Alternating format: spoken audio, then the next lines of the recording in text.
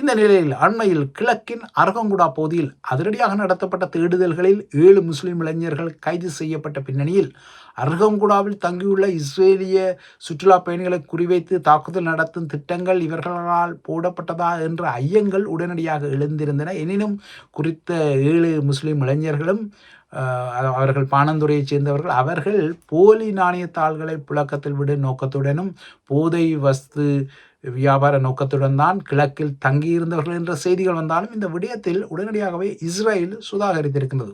இதனால் டெல்லியை தளமாக கொண்ட இஸ்ரேலிய தூதர் ரோவான் அசார் உடனடியாக கொழும்புக்கு பறந்திருக்கின்றார். இவர்தான் ஸ்ரீலங்காவுக்கும் தூதராக இருக்கின்றார். எனினும் தூதரகம் டெல்லியில் இருப்பதால் இவர் டெல்லியிலிருந்து கொழும்புக்கு பறந்து ஸ்ரீலங்காவின் வெளியுறவு அமைச்சர் விஜித ஹீரத்தை சந்தித்து இஸ்ரேல் இந்த விடயத்தில் ஸ்ரீலங்காவுக்கு உதவ தயார் என்றும் இலங்கையில் தங்கியுள்ள இஸ்ரேலிய சுற்றுலா பயணிகளுக்கு முறையான பாதுகாப்பு வழங்க வேண்டும் என்ற கோரிக்கைகளை முன்வைத்திருக்கின்றார்.